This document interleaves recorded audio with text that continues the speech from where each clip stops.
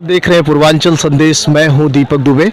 जैसा कि दोस्तों हम खड़े हैं बस्ती जनपद के कुदराहा में, और इस वजह से क्योंकि यहां पे कल एमआईएम अध्यक्ष असदुद्दीन ओवैसी और जन अधिकार मंच के राष्ट्रीय अध्यक्ष कुशवाहा जी का आगमन हो रहा है। तो बड़ा कार्यक्रम है, ब्लॉक है, और ये है शिवा सरस्वती विद्यापीठ का मैदान जहाँ पे ये नेतागण आने वाले हैं। हम आपको सबसे पहले दिखाएं किस तरीके से तैयारियां चल रही हैं। यहाँ पे मंच बनाया जा रहा है, तैयारियां जोरों शोरों पे हैं और ग्राउंड कार्यक्रम के लिहाज से ठीक ठाक ही है।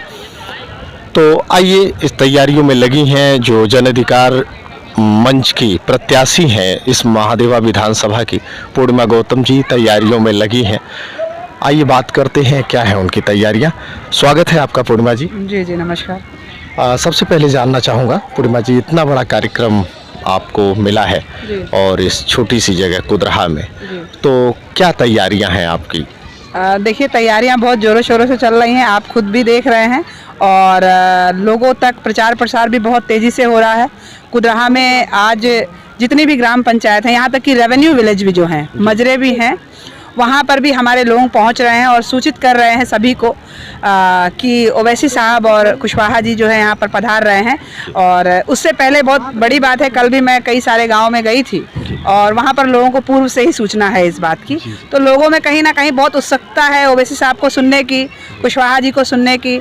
बनकटी क्षेत्र में भी हमारी 2 टीम काम कर रही है, और कुदराहा बेल्ट में हमारी जो है करीब 5 टीम काम कर रही है। बहादुरपुर में हम लोग कंटिन्यू काम कर रहे हैं। तो लोगों में बहुत उत्सुकता है, प्रचार प्रसार बहुत तेज़ी से है, और लोग अधिक से अधिक संख्या में जो है यहाँ उपस्थित होंगे, ऐसा है। ओवैसी जी का नाम ही काफ़ी है भीड़ जुटाने के लिए, चूँकि पूरा भारत उनके वीडियोस देखता है, और अगर वो करीब आ रहे हो तो हर कोई उनको देखना चाहेगा, वो भले ही आपका मतदाता बने या ना बने।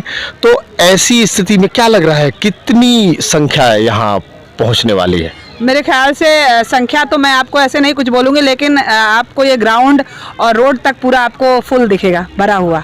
कितने की आपको परमिशन मिली है कि कितने लोग आप यहाँ कलेक्ट कर सकते हैं, इकट्ठा कर सकते हैं? परमिशन का तो ऐसा कुछ नहीं है मेरे को, मतलब परमिशन कोई स्पेशली वहाँ से कितने लोग इकट्ठा होंगे।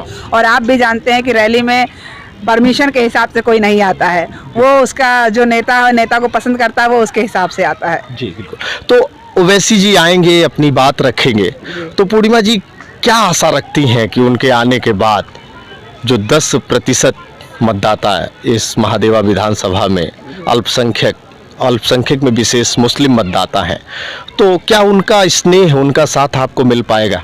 देखिए, स्नेह तो पहले से भी मिल रहा है, और हमारे जो ओवैसी साहब का नाम ही काफ़ी है। जब से हम लोग चल रहे हैं, ओवैसी साहब या कुशवाहा जी का नाम बहुत काफ़ी है लोगों के बीच में कहना, और वो आ रहे हैं, उनको सुनने आ रहे हैं। तो निश्चित तौर पे मैं पूरा तो नहीं कह सकती हूँ, लेकिन फिर भी मैं ये कहूँगी कि कम से कम 97% लोगों का सहयोग पूरा है। बिल्कुल विश्वास है आपको कि 97% आपको सहयोग करेंगे? जी जी बिल्कुल बिल्कुल विश्वास है। बिल्कुल।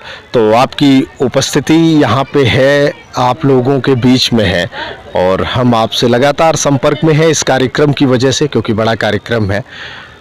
आगे और भी कोई कार्यक्रम आपके इस विधानसभा में, बड़े कार्यक्रम कुछ सोच रखे हैं आप? नहीं, चूँकि अब कल के बाद तो बड़े तो ऐसे कोई कार्यक्रम नहीं है। हम लोग एक जनसंपर्क जो है कर सकते हैं 28 तारीख के आसपास, जो लास्ट डे है, उस दिन हम लोग एक जनसंपर्क करेंगे ज़रूर रोड पे।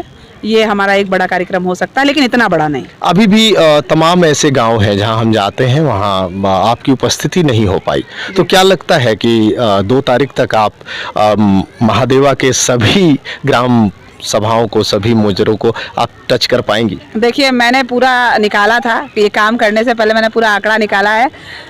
498 बूथ हैं महादेवा 311 में, और अगर हम ग्राम पंचायत, रेवेन्यू विलेज, मजरे जोड़े तो 747 गांव हैं।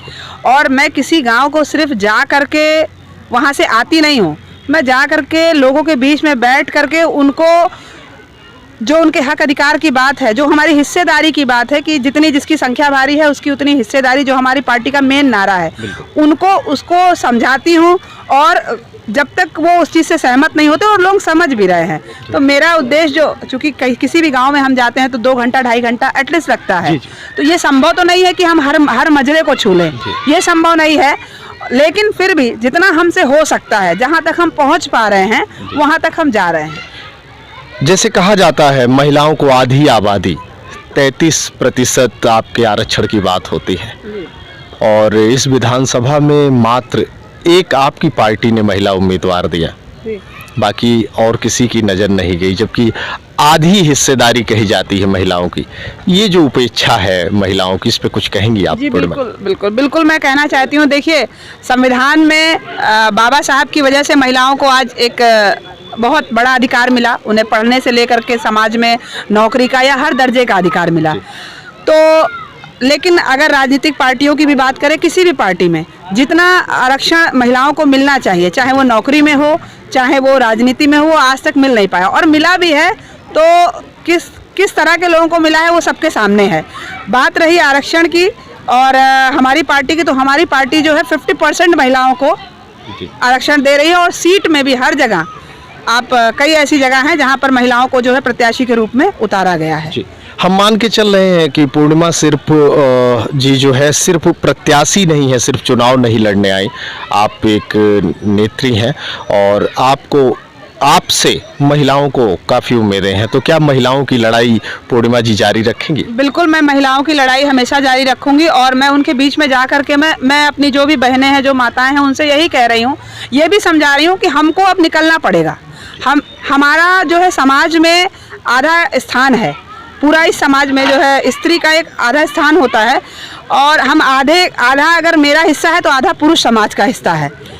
और कहीं ना कहीं प्रकृति ने भी स्त्री को जो है प्रथम स्थान दिया है, क्योंकि स्त्री जन्मदात्री होती है। मैं पंडित राम शर्मा आचार्य जी की एक बात है जो मैं हमेशा से, क्योंकि मैं आगरा यूनिवर्सिटी में आवलखेड़ा एक जगह है, वहाँ से मैं रह करके बीएड मैंने किया है, तो जो कि पंडित राम शर्मा आचार्य जी का जन्म स्थान है, वहाँ पर उन्होंने एक बात, उनके कोटेशन मैंने पढ़ी थी कि स्त्री के बिना पुरुष की बाल्यावस्था असहाय होती है, यौवन अवस्था आनंद रहित होती है, और वृद्धावस्था सांत्वना शून्य होती है। तो एक जो स्त्री होती है वो पुरुष के हर अवस्था के लिए आवश्यक है, क्योंकि बच्चे को पालने के लिए माँ की ज़रूरत है, उसको खुश रखने के लिए एक स्त्री की ज़रूरत है, और जब वो वृद्ध होता है तो उसके लिए भी एक स्त्री की ज़रूरत है। तो स्त्री इस समाज में, इस प्रकृति ने उसको सर्वोच्च स्थान दिया है। और सभी पुरुषों, जितने भी लोग हैं जो पुरुष समाज ये है, उससे मैं ये निवेदन भी करना चाहूँगी कि हमारे घर की जो बहनें हैं, मैं इस समय जातिगत आधार की बात नहीं कर रही हूँ, चाहे मुस्लिम समाज हो, चाहे ब्राह्मण समाज हो, चाहे वो किसी भी बिरादरी का व्यक्ति हो, हमें अपनी घर की महिलाओं को, अपने बहनों को बाहर निकालना चाहिए। आज जब तक, और ये बात बाबा साहब ने कहा था कि जिस समाज में महिला सबसे ज़्यादा पढ़ी लिखी होती है, सबसे ज़्यादा शिक्षित होती है, उसी समाज को हम सबसे ज़्यादा शिक्षित मानते हैं। और एक और कोटेशन है जो नेपोलियन ने कहा था कि give us good educated women we will have a great nation. आप मुझे एक शिक्षित माँ दो, हम तुम्हें एक शिक्षित राष्ट्र देंगे। क्योंकि जो एक शिक्षित लड़की होती है वो अपने परिवार को शिक्षित करती है, जब वो अपने परिवार को शिक्षित करती है तो वो एक समाज को शिक्षित करती है, और जब एक समाज शिक्षित होता है तो एक राष्ट्र शिक्षित होता है। तो मेरा सभी से निवेदन है, पूरे उत्तर प्रदेश से मैं निवेदन कर रही हूँ कि जो महिलाओं, जो भाई लोग हैं वो अपनी बहनों को हमेशा आगे बढ़ाने के लिए उनसे कदम से कदम मिलाकर चलें। जो पुरुष हैं वो अपनी पत्नी को हमेशा बराबर का दर्जा दें, और पुरुष समाज वाली जो प्रधानता है, जो एक प्रधान है पुरुष प्रधान समाज, इसको ख़त्म करें, हर चीज़ में उनकी हिस्सेदारी रखें। और मैं उन लोगों से भी, राजनीतिक उन तमाम पार्टियों से एक निवेदन करना चाहती हूँ जो सत्ता में हैं या कभी रहें या आएँ, जो भी, कि एक आम घटना जो बलात्कार की होती है महिलाओं के साथ, खास तौर पे जो छोटी बच्चियों के साथ होती है, किसी के भी साथ होती है, ये एक बहुत बड़ा जघन्य अपराध है। और ज़्यादातर बलात्कार में होता यह है कि राजनीतिक पार्टियों के दबाव से या कहीं ना कहीं पुलिस प्रशासन के दबाव पे, पार्टी के आधार पर जो सत्ता में होते हैं वो कहीं ना कहीं उन लोगों को बचाने की कोशिश करते हैं। तो बलात्कार जैसी घटना को जो है धर्म से ना जोड़ें, उसको धर्म से ना जोड़ें। अगर किसी ने ये अपराध किया है तो उसको सख्त से सख्त सज़ा मिलनी चाहिए, क्योंकि हम लोग, मैं हमेशा कहती थी, मेरे एक सॉन्ग है, सारे जहाँ से अच्छा हिंदू सिता हमारा, हम बुलबुलें हैं इसकी, ये गुलसिता हमारा। तो हम इस देश की बुलबुल हैं और हमको सहेजने का काम, अगर पार्टी कहती है, अगर बीजेपी कह रही है बेटी बचाओ बेटी पढ़ाओ, तो उनके काल में इस तरह के जो है अपराध नहीं होने चाहिए। जबकि लेटेस्ट में अभी मिर्ज़ापुर में 9 साल की बच्ची के साथ जो है बलात्कार हुआ, कानपुर में डाली कुशवाहा के साथ बलात्कार करके ऊपर से फेंक दिया गया। तो मैं सभी पार्टियों से इस देश की नारी होने के नाते एक जो है हाथ जोड़ के प्रार्थना है कि अगर किसी भी तरह से कोई बलात्कार जैसी घटना को जो अंजाम दे रहा है, उसको किसी तरीके से बचाया ना जाए। बाकी आप कहीं भी राजनीति करिए, आप रंगों पे राजनीति करिए, आप जाति पे राजनीति करिए, लेकिन लड़कियों के साथ जो बलात्कार होता है उस पे राजनीति बिल्कुल, उस पे राजनीति नहीं होनी चाहिए। और आखिरी बात पूर्णिमा जी, ये पूरी विधानसभा हमारे चैनल से जुड़ी हुई है, लोग इसको पसंद करते हैं, देखते हैं।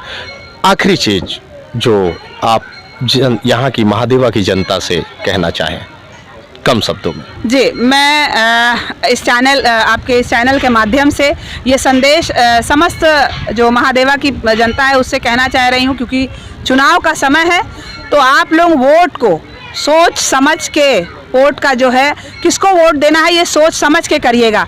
बाबा साहब ने आप लोगों को वोट का अधिकार दिलाया था, और ये वोट का जो अधिकार है ये कहीं 200 रुपये में, पाव भर दारू में और कंबल में नहीं बिकना चाहिए, क्योंकि यही सत्ता आपका भविष्य निर्धारित करती है और कुछ नहीं। इसलिए राजनीति में जिसका भी चयन करें, जो भी विधायक का चयन करें, वो ज़रूर ध्यान में रख के करें कि उसका बैकग्राउंड क्या है, वो हमारे बीच में रह के काम करेगा या नहीं करेगा, वो विधायक कैसा है, वो लोग कैसे हैं। बस, धन्यवाद। धन्यवाद पूर्णिमा जी। आप थी पूर्णिमा गौतम, जन अधिकार मंच की प्रत्याशी महादेवा विधानसभा की, और हम आपसे बात कर रहे थे कल यानी 25 तारीख को होने वाली असदुद्दीन ओवैसी साहब की जनसभा के बारे में, जो कि काफ़ी चर्चाओं में है। कुदरहा में ये कार्यक्रम होना है। तो दोस्तों, ये थी यहाँ की तैयारी। कल यहाँ पे जनसभा है और हम पूरी कवरेज आपको देने का प्रयास करेंगे। तब तक देखते रहिए पूर्वांचल संदेश। मैं हूँ दीपक दुबे, अपने साथी पत्रकार अजमत अली के साथ कुदरहा कार्यक्रम ग्राउंड से।